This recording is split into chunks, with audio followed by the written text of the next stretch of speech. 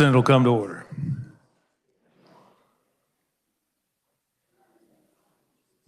Senators will be in their seats. Clerk will call the roll. Alley. Argabright. Billinger. Blasey. Blue. Bowers. Bowser. Clays from Saline. Clays from Sedgwick. Clifford. Corson. Dietrich. Erickson. Fagg. Fascudo. Francisco. Gossage. Haley. Holscher. Klemp. Cluse. Masterson. Murphy. Owens. Peck. Peterson. Petty. Rose. Reichman. Schmidt. Schallenberger. Shane. Starnes. Sykes. Thomas. Thompson. Titus. Tyson. Ware. Warren. Senators and guests, please arrive and give prayerful attention to our guest chaplain, Dave Depew.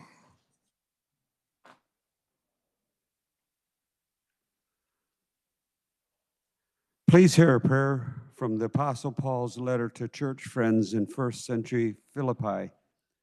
Always be full of joy. Rejoice. Let our gentle spirit reveal our contentment toward others. Let us show mercy in response to the perceived faults and failures of others. Help us practice patience with others, even when they seem to be unjust or we feel they are mistreating us. Make us gracious and humble. Let us be anxious for nothing, praying about everything, thus having an antidote for anxiety. Help us to find the peace of God, gaining the inner calm, the tranquility of knowing the Lord is in control, even in control of our next breath. Fill our thoughts with what is true, honorable, right, pure, and respectful. The result will be a perfect peace which passes all comprehension. I pray this in a perfect peace of the name of Jesus. Amen.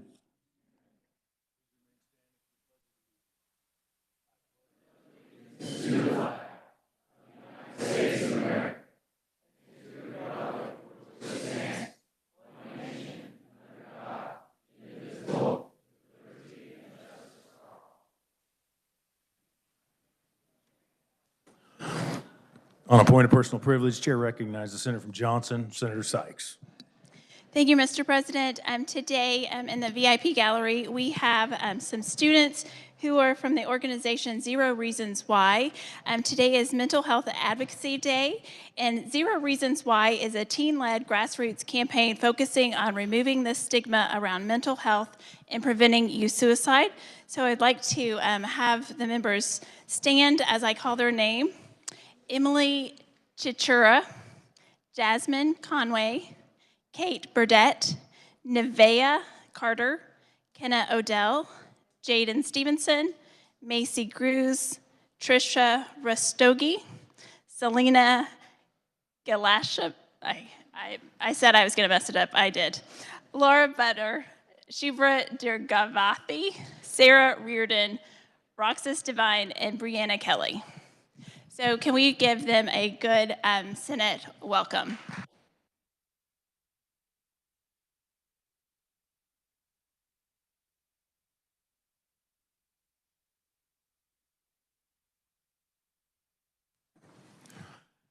We will stand at ease while we change out the VIP section.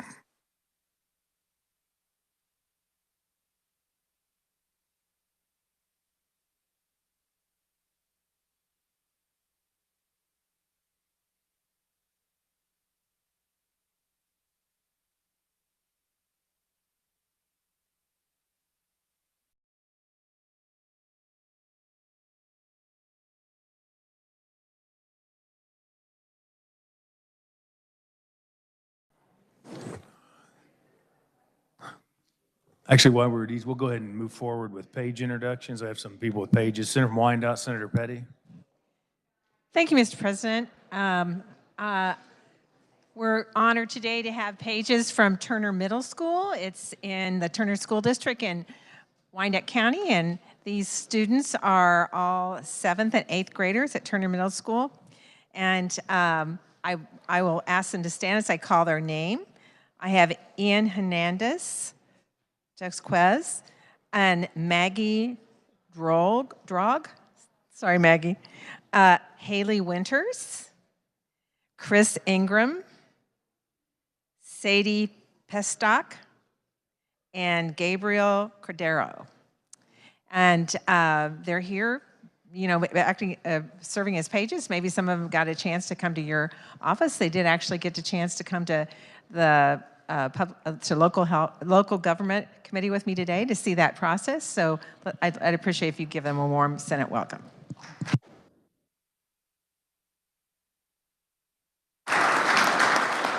Senator Barton, Senator Blue. Thank you, Mr. President. I have two pages today. I have Ellie and Piper. They are from Jackson Heights, which is not in my district. But Piper's dad and granddad are both lobbyists up here, and neither of her dad or granddad have hair, so I think you can figure out who her family members are. So welcome to the Senate.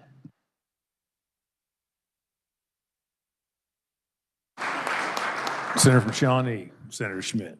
Thank you, Mr. President. I've got 3 pages here today from Lawrence Free State High School. Dayton, Cena, and Ashland, if you could stand up. We lost him. Oh, found him. So really glad to have them. Dayton and Cena are sophomores, and Ashland is a junior at Free State. Ashland is looking forward to matriculating after her senior year at Johnson County Community College.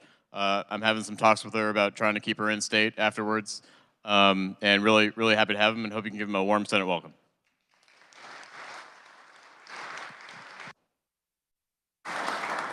Second point of privilege, Chair recognizes the Senator from Leavenworth, Senator Clem. Thank you, Mr. President. I'm honored to introduce coaches First Sergeant Codgill and Coach Edwards. They coach, they lead with high energy, passion, and competence. They are coaches of the Leavenworth High ROTC Raiders. Leavenworth High School just happens to be my alma mater. It is the first high school in the great state of Kansas. It graduated its first students in 1871 with a class of 4. And it resides in the first city of Kansas. I like to throw that in as much as I can. First Sergeant, would you have your team rise? Very good. A little history. The U.S. Army Junior Officer Reserves Training Corps Junior ROTC is one of the largest character development and citizenship programs for youth in the world. The Junior ROTC Raiders are a competitive arm that participates in athletic and curriculum events. The events challenge cadets' physical fitness and teamwork. Recently, the Junior ROTC National Raiders Challenge hosted at the U.S. Army Cadet Command brought nearly 4,000 cadets from across the country to Fort Knox on October 24th. During the Fort Knox event, the Leavenworth Raiders won their 6th national championship. Both Leavenworth male and female teams pulled first, plus 2 top female cadets won the Ultimate Raider Challenge on the national stage, which is unprecedented. Cadet Elizabeth Howell and Cadet Catherine Schwanison, please raise your hand.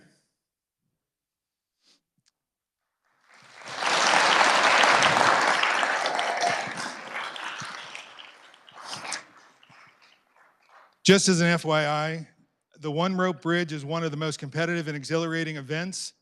Within the competition, it involves constructing a rope traverse between 2 trees, moving 6 cadets safely across the rope and tearing it down while being timed. Penalties are assessed, so time and precision are keys to success in this event. And another event, which is called the Gauntlet, is a run with a 45-pound rucksack, 1 mile up a hill and 1 mile down a hill. Competitions last for an average of 10 hours. Teams have little downtime between events, and at the end of the competition, each team member has run about an average of 12 miles and has carried an average of about 40 pounds. I ask that the Senate rise and acknowledge our 2024 national champions, the Leavenworth Raiders, for a job well done.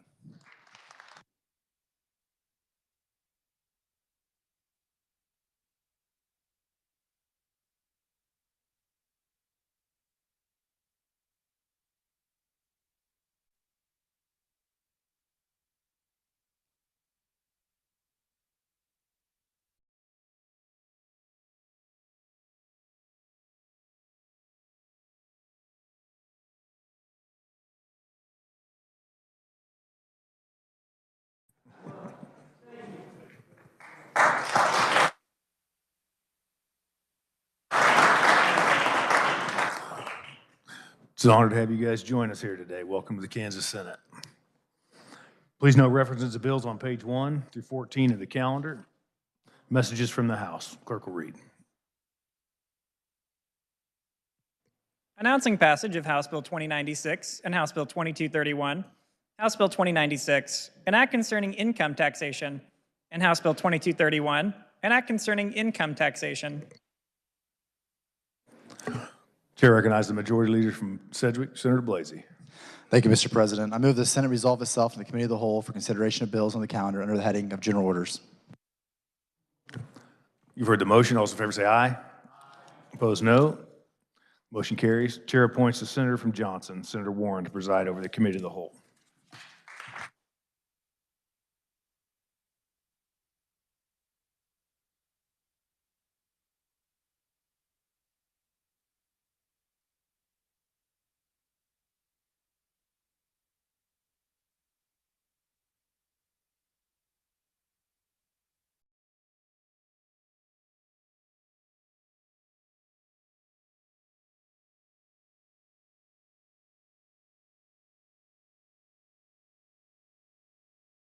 On a point of personal privilege, the chair recognizes the senator from Cloud, Senator Bowers. Thank you, Madam Chairman. Last but not least, we have one more personal points of privilege. Today we have some special guests for us, and they're in our East Gallery up above us, looking down on us. This is the Civil Air Patrol of Kansas, so I'm going to read their names to you. Colonel Rick France, he's the North Central Region Deputy Commander. We have Colonel Mark Lahan, Kansas Wing Commander, Lieutenant Colonel A.W. Pickle, Kansas Legislative Squadron Leader. Then we have Captain Brandon Smith, Commander Air Capital Campsite Squadron in Wichita. And then we have Crystal Lee Perlethalo, and she is a second lieutenant. We have a Cadet Staff Sergeant, Aridana Perlethio, and then a Cadet Staff Sergeant, Ariana Perlethio. So I just want to tell you a little bit about the Civil Air Patrol. It was founded in 1941, December 1st, and established as the official civilian auxiliary of the U.S. Air Force 7 years later. Civil Air Patrol is chartered by Congress as a nonprofit organization for the purpose of youth development, aerospace education, and to promote general aviation. In an auxiliary role as a total force partner of the Air Force, CAP operates the world's largest fleet of single-engine aircrafts for search and rescue, disaster relief, training, and education. Civil Air Patrol is dedicated to serving America's communities, saving lives, and shaping futures. And in the next few weeks, I'm going to have a letter on your desk, and you can be a member.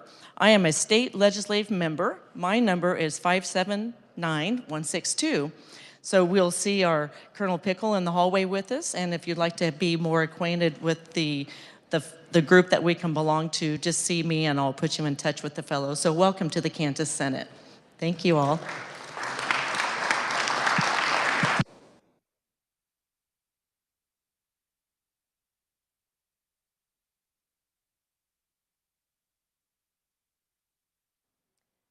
The Senate, having resolved itself into the Committee of the Whole, will now consider those items listed on the calendar under the heading of General Orders.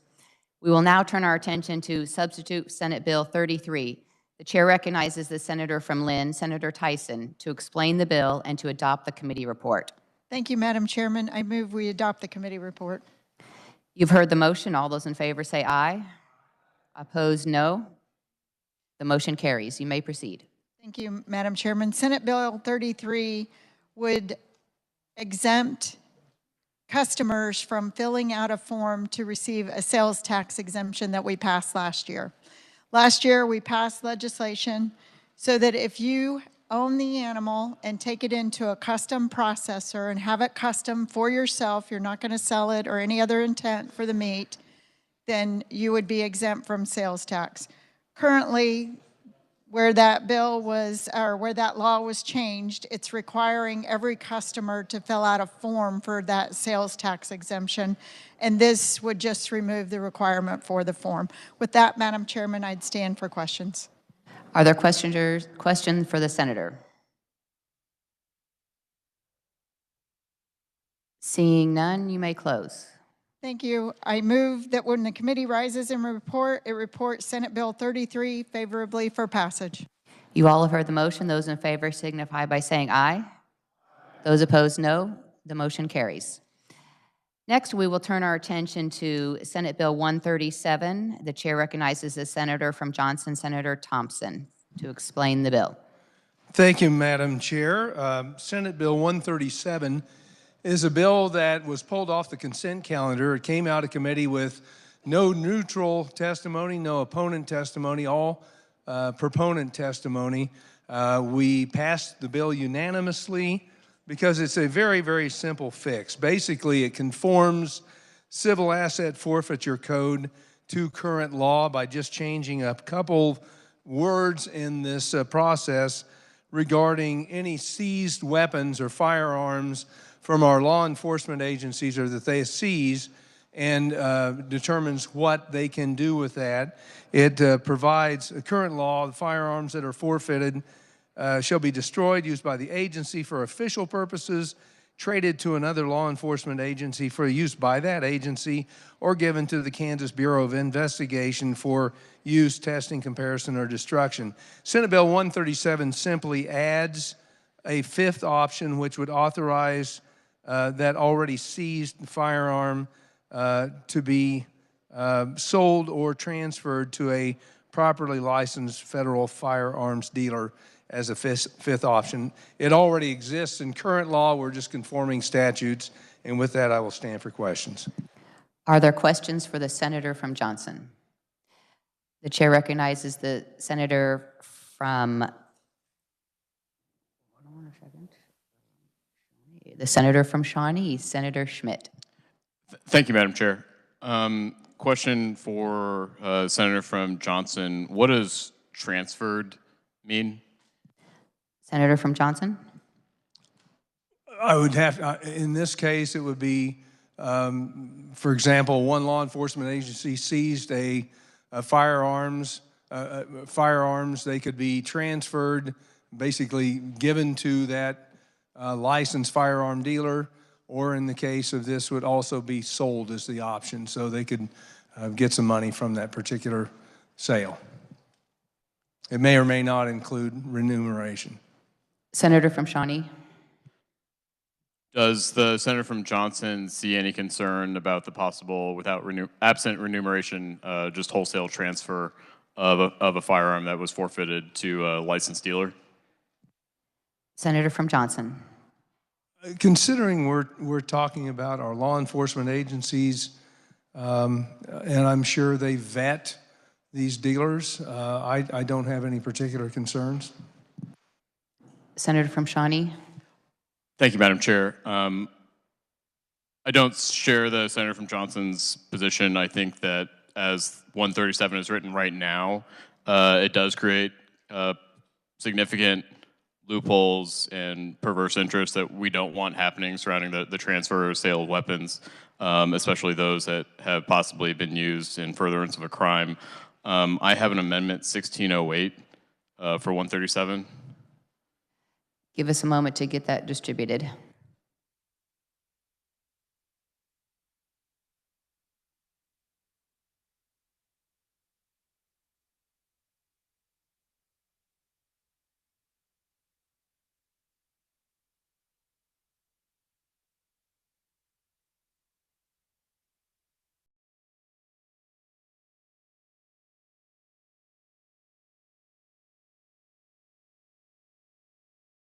Senator, would you like to explain your amendment or have it read? If the reader could read, Madam Chair. The reader would read, please. Thank you. Mr. President, I move to amend Senate Bill 137 on page 2 in line 6 by striking all after the word sold, in line 7 by striking all before the word or, and inserting, quote, at public auction, provided the buyer at any such auction may lawfully purchase and possess a firearm under state and federal law, end quote. On page 1, in the title, in line 2, by striking the word or, in line 3, by striking the word transfer, also in line 3, by striking, quote, to a licensed federal firearms dealer, end quote. Thank you. Senator from Shawnee. Thank you, Madam Chair. I hope that this amendment is not seen as controversial. I think this clears up the loophole as it's written right now on page 2 and would provide for more sunshine and also create a market mechanism to facilitate this transfer and help the market alleviate this problem. Thank you. Are there questions for the carrier of the amendment? Senator Owens, excuse me. Let me back up a minute. The senator from Harvey, Senator Owens. Thank you, Madam Chair. First of all, Senate Bill 137 came as a result of a call from my sheriff who recognized that statutes weren't consistent in the criminal code when a firearm is taken as part of a criminal proceeding. You currently have the ability, as one of your options, is to transfer or sell the item to a federal firearms license holder. All that this bill is doing is bringing the civil asset forfeiture code in compliance with law that already exists. So by adopting this amendment, we are creating an entirely new mechanism that would only apply to the civil asset forfeiture code, not to the criminal code. And so I stand against this amendment because I'm looking for consistency within the criminal code and the civil asset forfeiture code, which is what has been requested and why it was of non-controversial nature. Thank you, Madam Chair. Senator from Shawnee, would you like to reply? Thank you, Madam Chair. I find it hard to imagine how simply giving guns away to local gun dealers instead of providing a market mechanism for their disposal, in which case the law enforcement officers would be compensated and would have further funds available for their use. I fail to see how giving them away would be in the public interest instead of allowing the market to take care of the problem here. Are there other questions for the carrier of the amendment? Not seeing any, then you may close. Thank you, Madam Chair. I would like to move the amendment. You all have heard the motion. All those in favor signify by saying aye. Those opposed, no. Roll call. The motion, there has been a call for a roll call. Not seeing 5 hands, then the motion fails. We are back on the bill. Any further questions for the carrier of the bill? Not seeing any, then you may close. Thank you, Madam Chair. I move when the committee rises and reports, it reports Senate Bill 137 favorably for passage. You all have heard the motion. Those in favor signify by saying aye. Aye. Those opposed, no. No. The motion carries. Next, we will turn our attention to SCR 1604. The chair recognizes the senator from Johnson, Senator Thompson, to explain the bill and to explain the bill. Thank you, Madam Chair. This is our application to the Congress for an Article 5 convention. Many of you have probably seen this before, and there are a number of whereas statements that line out the need for this. Obviously, number one is we're at $36.5 trillion in debt. Regardless of who occupies the White House, there are a number of agencies that extend federal overreach into state business. And Article 5 gives us a very unique opportunity to apply for a convention which would consider articles of change to amend the U.S. Constitution. This is just an application. It is not an amendment to the Constitution. I want to make sure you're very clear on that. And this is specifically designed to create just 3 topics of discussion that would be germane if an Article 5 convention were called. One would be limited to proposing the amendments to the Constitution that impose fiscal restraints on the federal government. Number 2, limit the power and jurisdiction of the federal government. And number 3, limit the terms of office for officials of the federal government and members of Congress of the United States. Obviously, this is a situation that our founders saw as a solution to a problem. They knew at some point the federal government was going to get so big and people so entrenched and into the bureaucracy that changing it becomes virtually impossible with regard to managing the federal budget, which Lord knows the Trump administration is trying to do, but this federal spending is out of control. And the founders realized that there had to be a mechanism to allow the states to weigh in. Right now, there are 19 states who have applied under this particular type of Article 5 application. It requires 34 to actually call an Article 5 convention, and it would require 38 states to ratify if they were able to come together and propose certain amendments. So we're a long way from that process. However, it is a process that needs to be considered, and this is something we've tried a number of times and come very, very close. And it is my sincere desire that we can get this across. And with that, I will stand for questions, Madam Chair. Are there questions for the carrier of the SCR?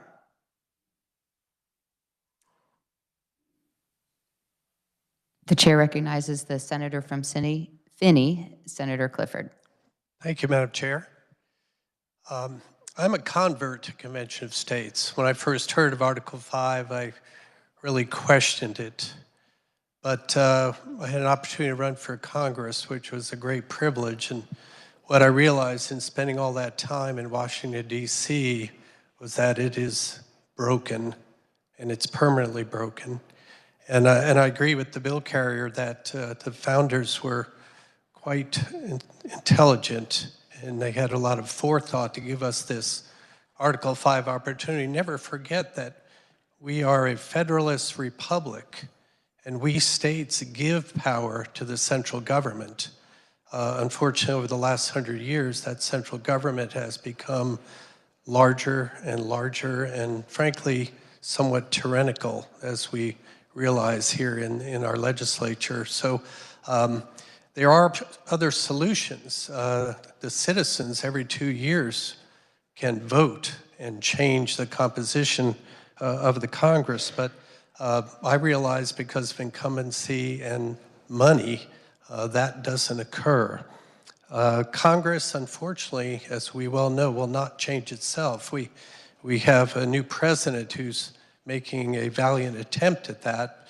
However, executive orders only go so well, and we need to await the action of Congress. And you certainly have seen very little except the big, beautiful bill that was passed through the House last night, but it has a ways to go.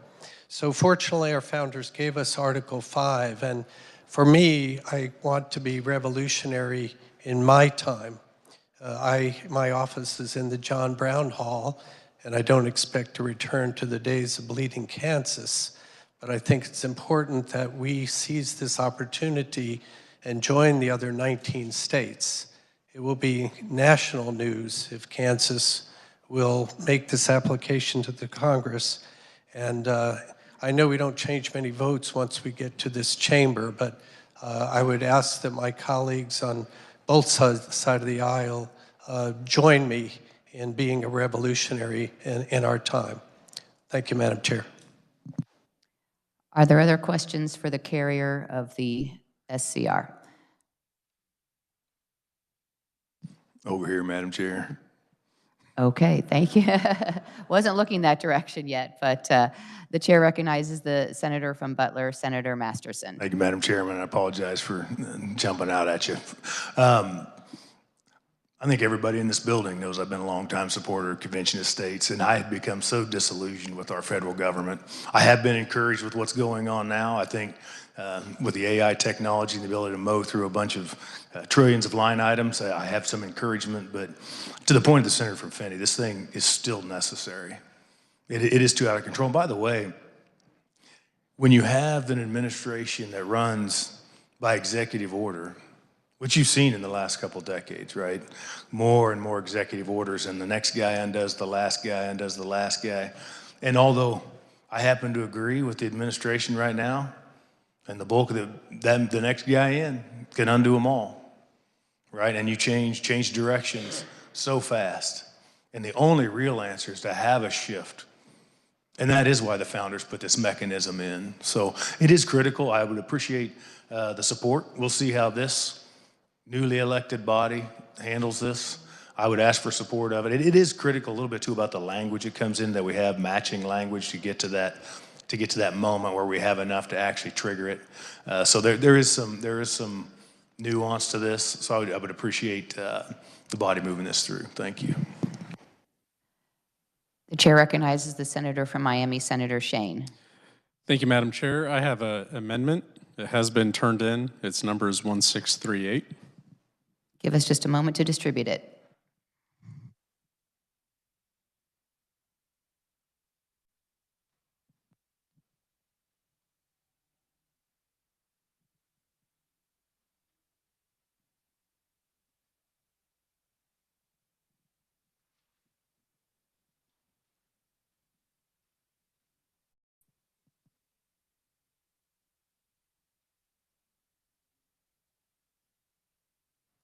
Would you like to explain your amendment or have it read?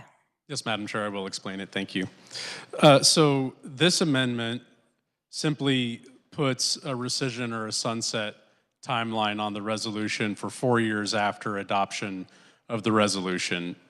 I offer this amendment because one of the very interesting things about this issue is the legal grays and unknowns that surround calling a convention of states or a constitutional convention for the purposes of amending the Constitution.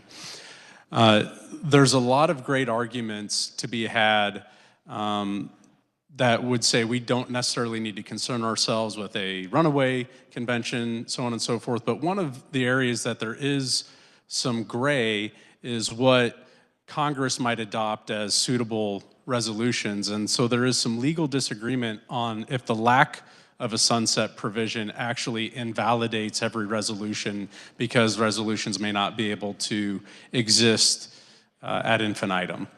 So I offer this amendment partly to help drive conversation around that issue, and I leave it to the will of the body, but I at least want to offer that amendment. And then also to say that as we look forward to future legislatures and the makeup of the people of Kansas, should we assume that our opinion potentially as a body tomorrow, is that reflective of the opinion of the body in 4 years from now, or 8 years from now, or 12 years from now? And so I offer this as an amendment essentially to drive thought and consideration for putting a sunset provision on the resolution, but otherwise stand in support of the resolution. Thank you. Would the carrier of the SCR like to comment? Yes, thank you, Madam Chair, and I appreciate this. First of all, this is an application process takes years. It's taken years to get to 19 states. And the founders, while this may be a legislative type of action, what we do, the founders, we would be usurping the founders' desire to allow for this to happen. That's more of a federal issue. And so I don't believe this is necessarily what the founders intended, because it does take some time to adopt this sort of thing. I don't believe this is a friendly amendment, and I can't support it. I understand the spirit of the idea, but I was looking to an AG opinion to see, because I read it earlier today. It says, the state legislature's ratification power is a grant of federal authority directly from the federal Constitution that the United States Supreme Court says transcends any limitations sought to be imposed by the people of the state. And so the Supreme Court has already spoken on this, saying that any kind of restrictions of this nature would basically be in violation of the Supremacy Clause with regard to Article 5. So I can't support it on the legal grounds and on a constitutional grounds. Thank you, Madam Chair. Would the senator from Miami like to respond? No, I thank the senator for his comments. Again, my intent was to offer this up as a thought amendment and to allow the will of the body to be reflected in the vote of the amendment.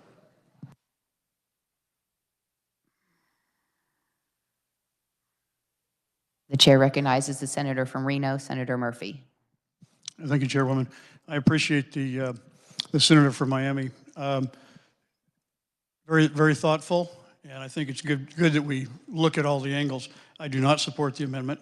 I believe it materially changes it so that it automatically would not really be counted as part of the others, for one. The other is the legislature has the opportunity of a few years down the road, we change our mind, we can pass another resolution and rescind it.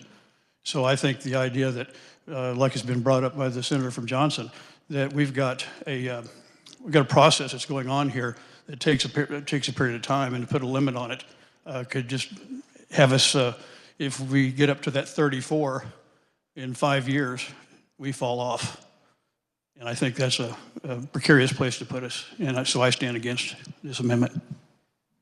The chair recognizes the senator from Lynn, Senator Tyson. Thank you, Madam Chairman. Would the carrier of the amendment stand for question? He's standing. Thank you. With the good senator, I just want to clarify that this would not impact any other call for an Article 5 convention that Kansas has in place. Senator from Miami. Yes, this would be applicable solely to this resolution calling for a convention. Senator from Lynn. Thank you for that confirmation. Are there any other questions for the carrier of the amendment? Not seeing any, you may close. I close, thank you. You all have heard the motion. All those in favor signify by saying aye. Those opposed, no. The motion fails. We are back on the bill. Are there any other questions for the carrier of the SCR?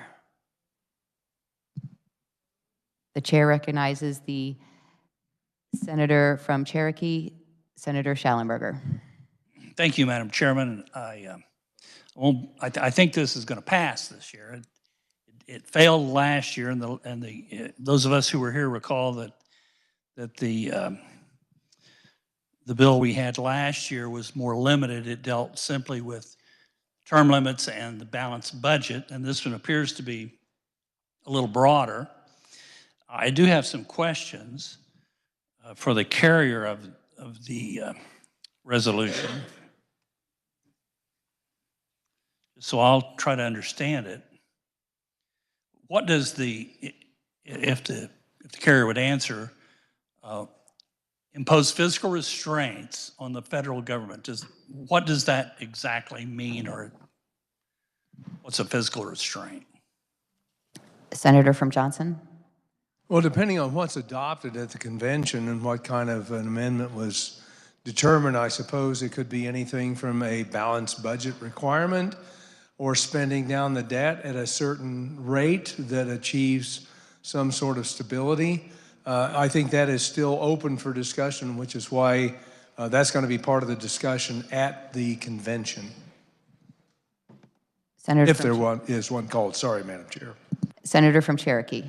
Thank you, Madam Chairman. And so I suppose limits the power and jurisdiction of the federal government's the same kind of loose direction? Senator from Johnson. Yes, obviously it is not defined. You know, if you read Article 5, it gives the convention latitude to make amendments as necessary, determined by those who attend the convention. But in this case, I think you look to the overreach of these federal agencies, for example, that are making law law by fiat. The EPA is one of the biggest violators. They are determining on their own certain things that have the force and effect of law that was never passed through Congress. So I would anticipate something like that. And of course, the executive authority power, the executive orders that are being passed out. Some are probably not constitutional, and it was never intended to be used that way. And so maybe some limit on executive authority with regard to constitutional ability to make those types of orders. Again, you could run the gamut of ideas that might be proposed at such an amendment, but yes, I think that would be within the power and jurisdiction of the federal government topic, one of these three topics that this bill anticipates. Senator from Cherokee. Thank you, Madam Chairman. So when you refer to constitutional, of course, if we change the Constitution, then we could make other things constitutional. I think that Gavin Newsom has called for a convention of states for gun control. So could they take that up at this convention of states? Senator from Johnson. In this particular one, there are three topics that are germane. And again, yes, there could be that topic. However, you have to remember that for anything to be ratified, you have to get 3/4 of the states to agree. So while you could have some radical ideas proposed, the chance of something like that getting through would be probably slim and none, because cooler minds would prevail. There are all sorts of different things that people could propose that sound scary, but again, the founders anticipated a situation like this, saw that we're in a pretty tough spot, and that the states have the power to make these sorts of ideas. So Gavin Newsom or the state of California could come at us with a number of ideas I certainly wouldn't support, but that's the beauty of our Constitution. Have those discussions. Senator from Cherokee. Thank you, Madam Chairman. And so I remember last year we had a discussion about who the delegates were. Are you assuming, or should we assume, I would assume, I guess let's put it that way, that the delegates to the convention would be Congress. Is that what you anticipate as the carrier of the amendment the delegates would be? Question for carrier of the resolution, Senator Johnson. Not necessarily, no. The state legislature would decide who goes to represent the state, and it could be any type of number of people that we determine in the legislature to send. But ultimately, it's one state, one vote. So we could send 30 people or 5 people and determine who best represents our interest, and somebody that we would hold accountable for keeping that convention on track and on point with subjects that are germane to the topics that are brought up by this particular resolution. Senator from Cherokee. Thank you, Madam Chairman. I'd like for the carrier to point out in this resolution where it says one state, one vote, or the legislature will pick the delegates. I can't find that in here as my reading of it. Senator from Johnson. It's actually in the Article 5 itself in the U.S. Constitution, where it says, no state without its consent shall be deprived of its equal suffrage in the Senate. Senator from Cherokee. Thank you, Madam Chairman. I hate to differ, but I believe that is in the part of the Article 5 that was added that says that every state will have 2 senators. And that could not be changed by anything. But that, I don't think, has anything to do with calling a convention. I won't belabor this. I think it's going to pass so we all can count. We all know what's going to happen. The sad thing is I've talked to a number of senators, and they said, I'm going to vote for it. I get a lot of emails. I'm going to vote for it, but it's not going to happen, so I don't really care. It's pretty serious stuff we're dealing with here. I hope it doesn't. Clearly, the government of the United States has run amok. Clearly, we spend way too much money. Clearly, term limits would be a good thing for Congress to have. There are a lot of things wrong, but I'm just not convinced that a convention of the states is the way to fix it. I think if this does happen, Congress will be the convention. The same people who've got us in this mess will be the ones to try to get us out of it. And frankly, I think Hamilton and George Washington and Ben Franklin were a lot better at deciding this stuff than the folks in Washington are today. Thank you, Madam Chair. Are there further questions for the carrier of the resolution? The chair recognizes the senator from Reno, Senator Murphy. Thank you, Chairwoman. I just in response to the senator from Cherokee, as to the delegates, there's actually a bill on the House side that is working on that, determining that. And there's a history of state conventions, of states getting together to meet. Please make sure you address the chair. I'm sorry. I'm new over here.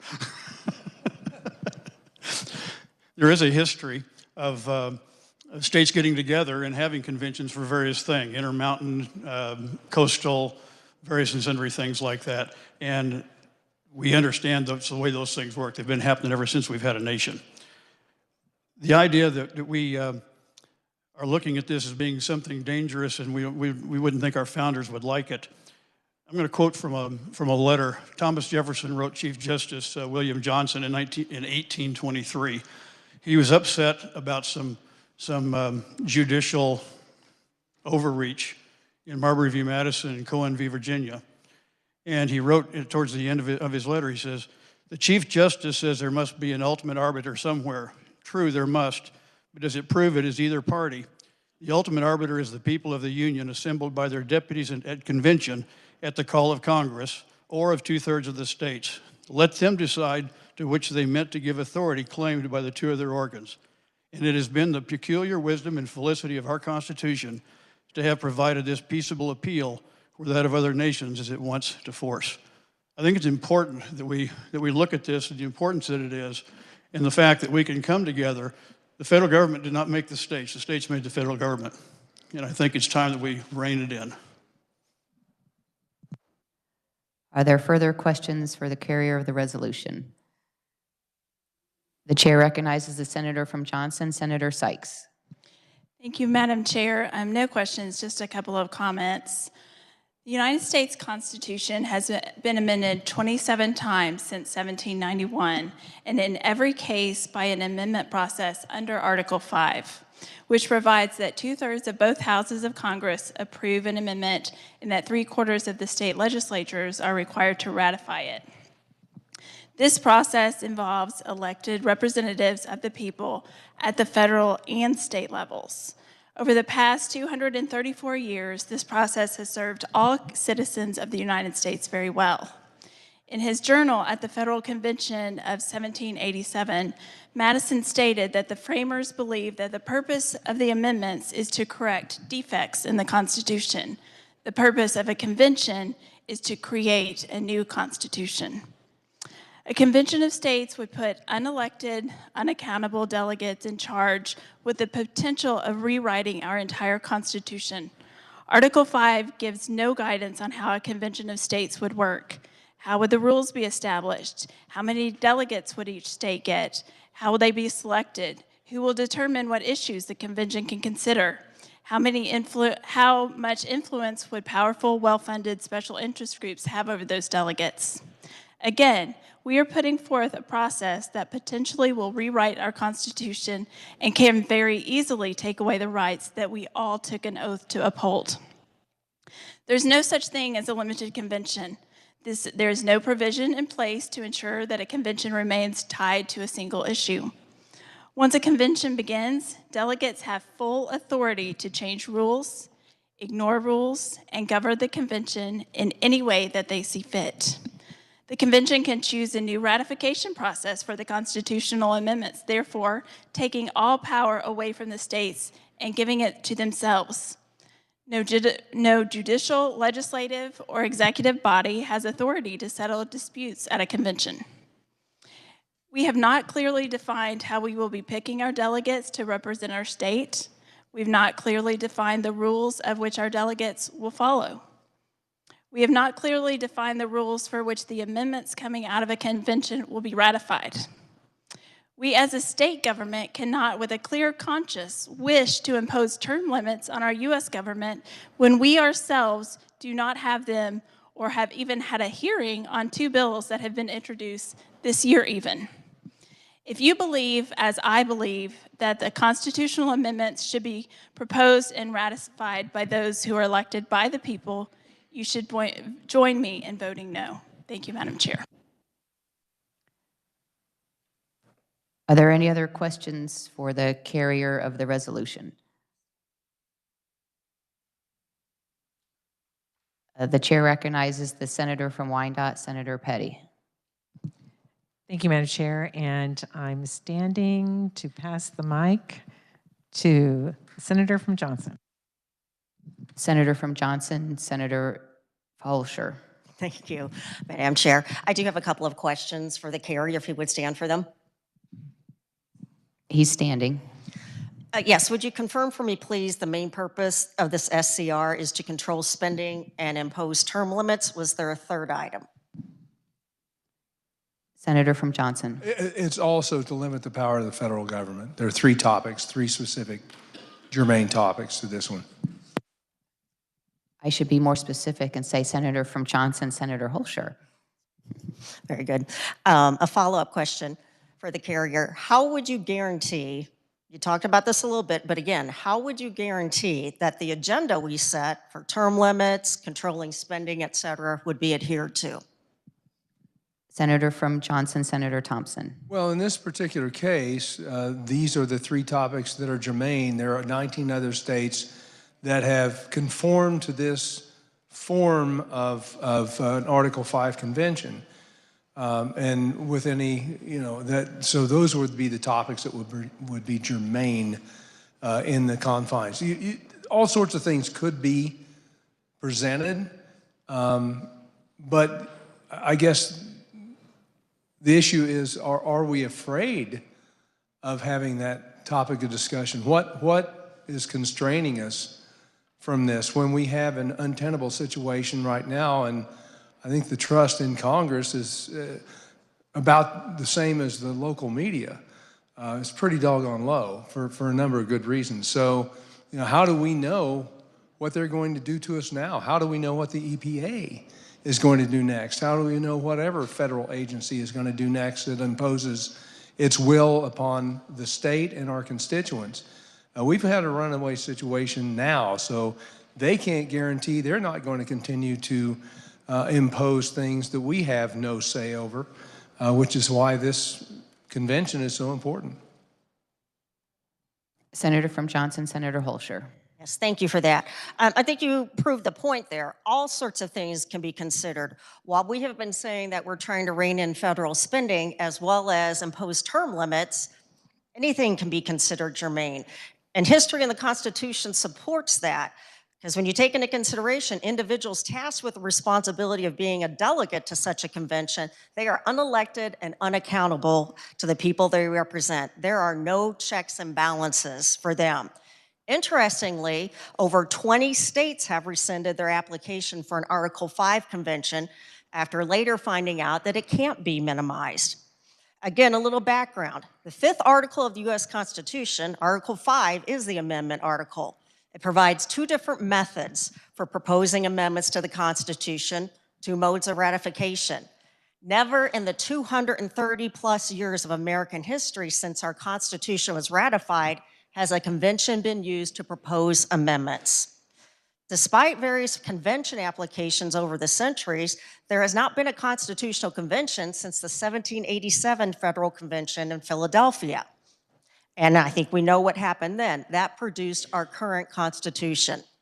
From the John Birch Society, similar to a convention called today, the delegates to the 1787 convention were not legally bound to any limitations on their authority imposed upon them by either the state legislatures or even by Congress.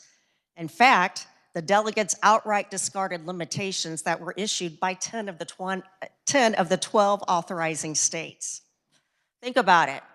A number of states would be sending their delegates with their own rules drafted. You can't take all those rules from all the states and just throw them together. So as pointed out earlier by the senator from Cherokee, California would bring their priorities, including gun control. Other states would bring their priorities. There's nothing to guarantee our agenda would even be considered. And again, as a result, the delegates in Philadelphia drafted an entirely new constitution. We've had several warnings about this. In fact, Chief Justice Warren Burger said there is no effective way to limit or muzzle the actions of a constitutional convention. They can make their own rules and set their own agenda. So if we truly want to address spending and term limits, I agree with that. Let's do that, and let's start with ourselves. Elon Musk and Donald Trump have indicated savings of $55 billion in federal spending over the past couple weeks. Our state-level DOGE committee has indicated the focus is saving money. So that leaves us with term limits. Keep in mind, the general public lumps Congress as well as state legislators together in regard to term limits and their thoughts. They essentially see us as the same. And with that, I have an amendment, which has been handed in. It is 1634. Give us a moment to distribute that.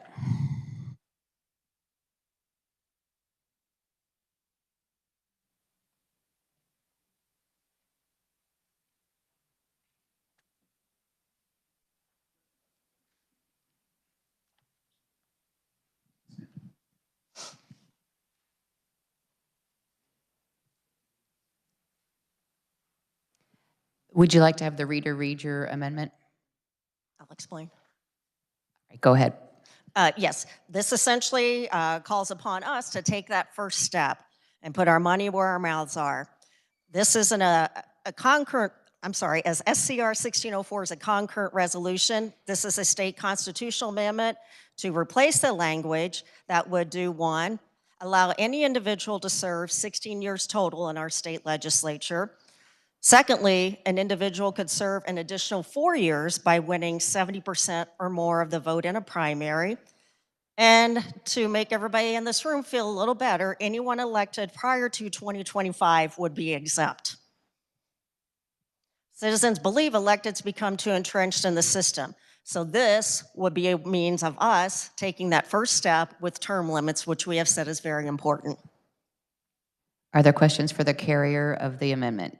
Chair recognizes Senator from Johnson, Senator Thompson. Yes, this has a wholesale change of the type of bill. I challenge germaneness.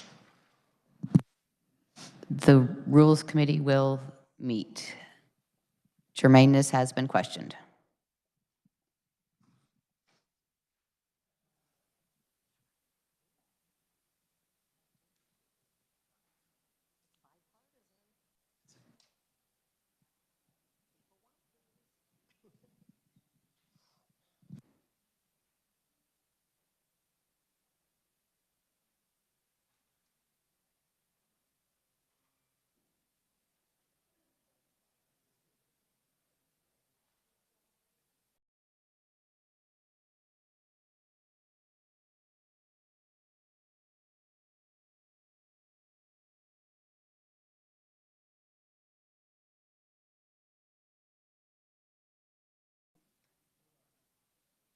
The chair recognizes the senator from Cherokee, Senator Schallenberger.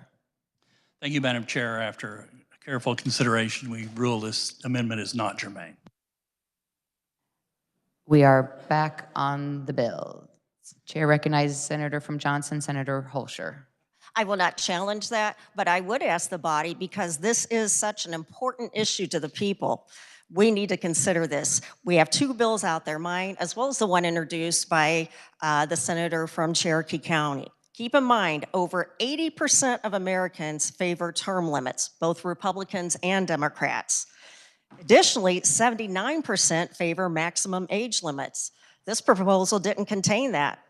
It certainly just contained term limits in terms of allowing a person 16 total years to serve, and then an additional 4 years if they come through a primary over 70%. Again, this is a bipartisan issue with both Democrats and Republicans showing strong support. So I would urge this body, I like the words that my peer from Finney County said, let's be a revolutionary and let's take that first step and let's have hearings on term limits for ourselves.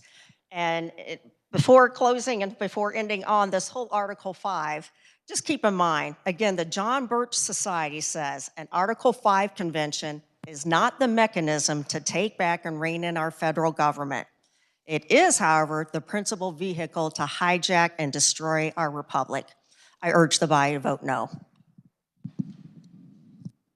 The chair recognizes the senator from Johnson, Senator Thompson. Thank you, Madam Chair. I will point out that what we just witnessed is the type of guardrails that we would have on an Article 5 convention, because topics that are not germane would be rejected.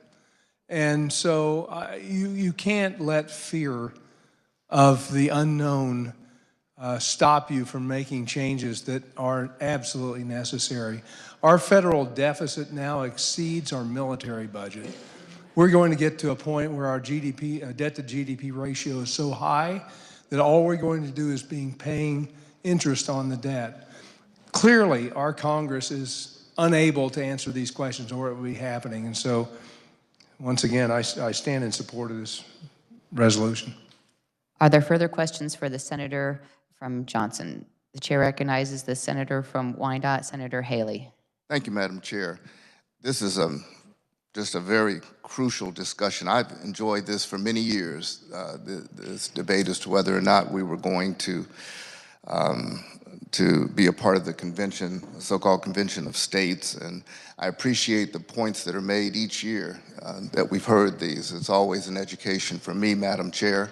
And I'm glad that we're having this discussion as we talk about what Article 5 would be if we sent in and joined those 3/4 of states that want to have our Constitution revamped.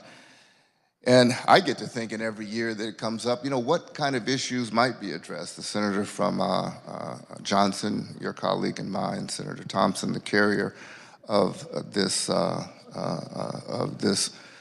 legislation, talked about constitutional crisis, where we are as a country, and some of the areas that might be addressed. And I get to thinking every year, where are we really as a country, and how crucial is it, whether it's a social concern or one of economics or rule of law, that we make sure that we have Congress address it in a means that changes our Constitution. I do think we're in a constitutional crisis, and I have brought and bringing an amendment today that certainly we need to address, and I would appreciate it if, in fact, it has been submitted, if the reader might read it for us. It's number 1640 and has been turned in. The reader will please read after we take a moment to distribute it.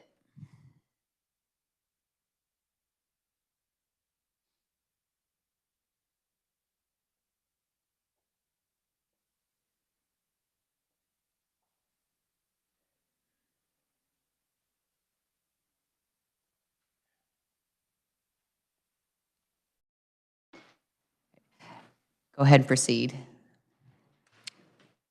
Mr. President, I move to amend SCR 1604 on page 1 by striking all in lines 6 through 36, on page 2 by striking all in lines 1 through 12, in line 13 by striking all before the period and inserting, quote, whereas on January 20th, 2025, President Trump issued blanket pardons to and commuted the sentences of more than 1,500 people who face prosecution for their involvement in the violent attacks on law enforcement officers at the United States Capitol building on January 6, 2021.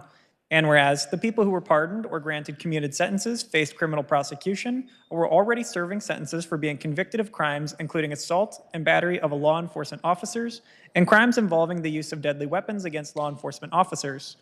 And whereas law enforcement officers in Kansas put their lives at risk every day in order to protect Kansans across the state, and a specialized group of members of the Kansas Highway Patrol protect the people in our Kansas State Capitol building.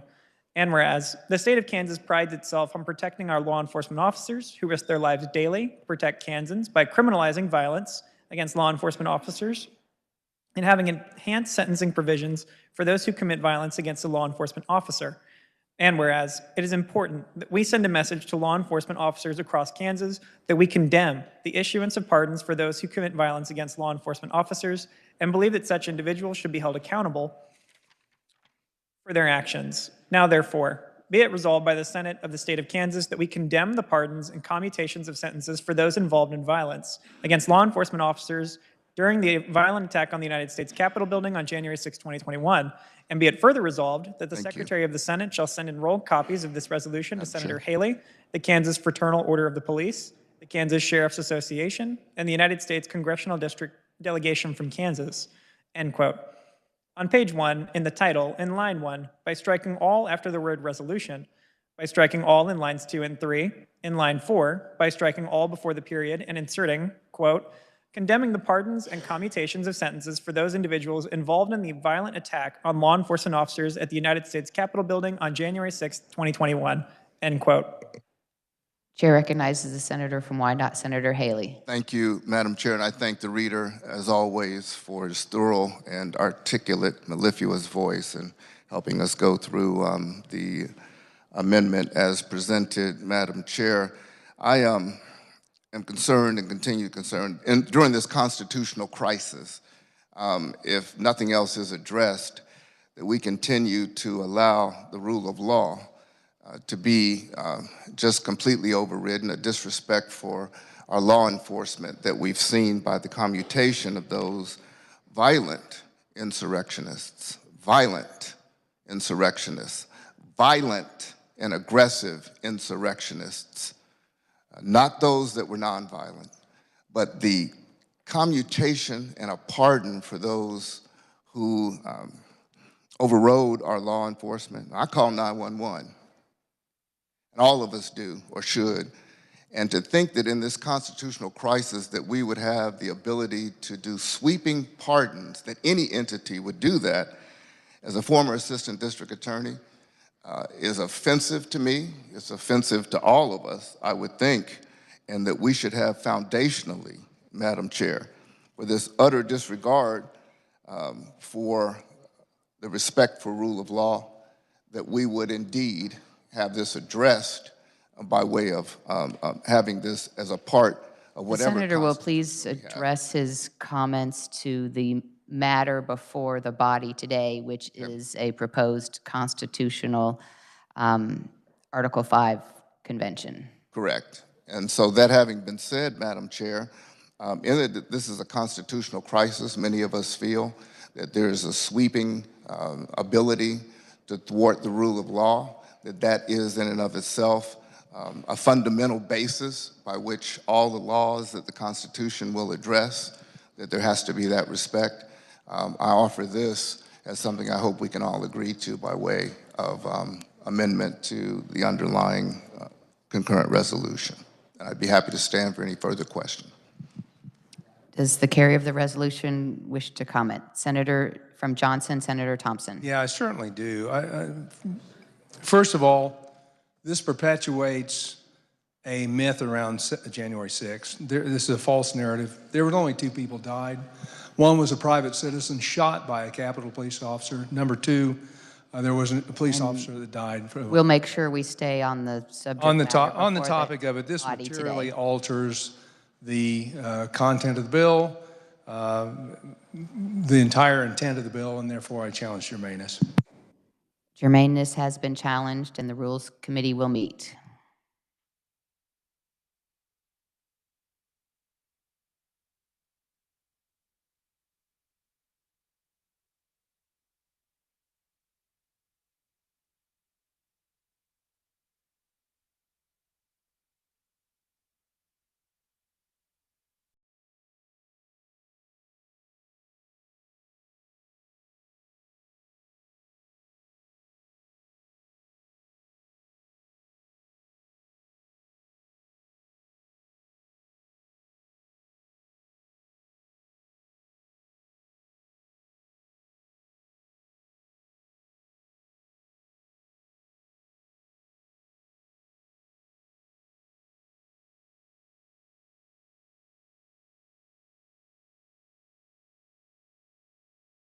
The chair recognizes the senator from Cherokee, Senator Schallenberger.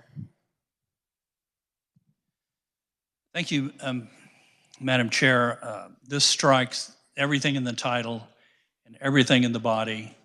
It's just not germane. Thank you. The ruling of the Rules Committee is it's not germane. We are back on the resolution. Are there, yes, Senator from Wyandotte, Senator Haley. Thank you, Madam Chair. I'm really disappointed. I really am, because we should have had this. I do want to thank our revisor's office. They got this late, and they worked very diligently to bring this up here. And I also want to say that whether it's 1 or none or 2 or 20, that this destruction of our building and our institutions and overriding Let's make sure we stay on the subject matter before the body to the very today. core of who our body is as a country, and it should be unconstitutional that we disrespect our law enforcement and our judicial system in the manner that we have. Thank you, Madam Chair. Are there further questions for the carrier of the resolution? Not seeing any, you may close. Thank you, Madam Chair. I just want to close with a quote from Ronald Reagan. So, ask this question: will we preserve for our children this, the last best hope of man on earth, or will we sentence them to take the first step into 1,000 years of darkness? If we fail, at least let our children and our children's children say of us, we justified our brief moment here. We did all that could be done. That's what this is about. We are at wit's end with the out-of-control federal government and our inability to control it in any way, even through elections. And so Article 5 provides us the only relief that we have. The founders put it into the Constitution for a purpose. Even though it hasn't been exercised yet, it is a purpose that is important and necessary, and they foresaw the problems that we have right now. So with that, I move that when the committee rises and reports, it report SCR 1604 favorably for adoption. You all have heard the motion. All those in favor signify by saying aye. All those opposed, no. The motion carries. The chair recognizes the majority leader from Sedgwick, Senator Blasey. Thank you, Madam Chair. I move the committee rise and report. You all have heard the motion. All those in favor signify by saying aye. Those opposed, no. The motion carries.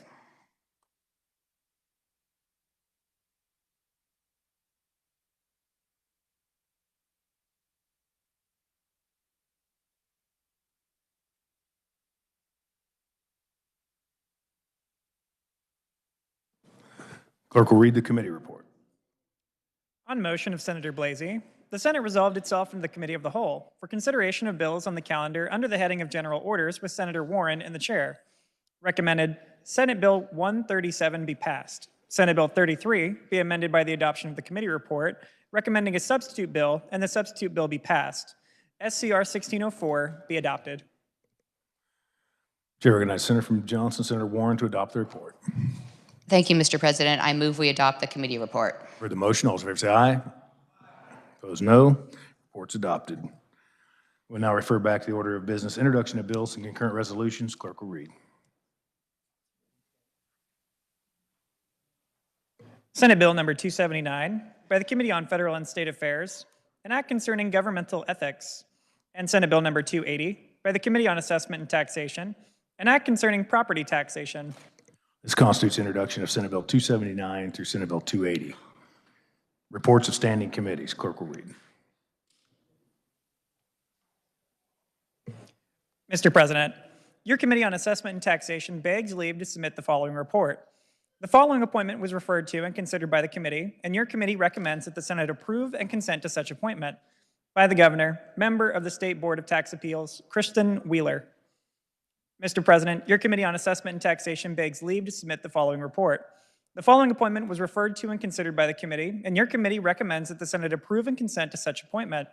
By the Governor, Chief Hearing Officer for the State Board of Tax Appeals, Thomas Brown. Mr. President, your Committee on Public Health and Welfare begs leave to submit the following report. The following appointment was referred to and considered by the committee, and your committee recommends that the Senate approve and consent to such appointment. By the Governor, Inspector General for the Kansas Attorney General, Stephen Anderson. And Mr. President, the Committee on Assessment and Taxation recommends Senate Bill 74 be amended and the bill be passed as amended. Before adjourning, are there announcements? Senator from Potawatomi, Senator Titus.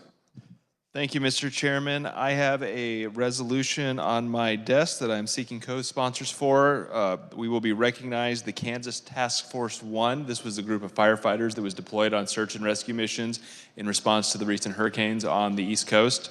There were 22 agencies represented. There will be 36 members of that task force in attendance in a couple of weeks. So there are a number of departments from Johnson, Sedgwick, and other parts of the state. I have that list, so I'd encourage you to come take a look and sign on. Further announcements?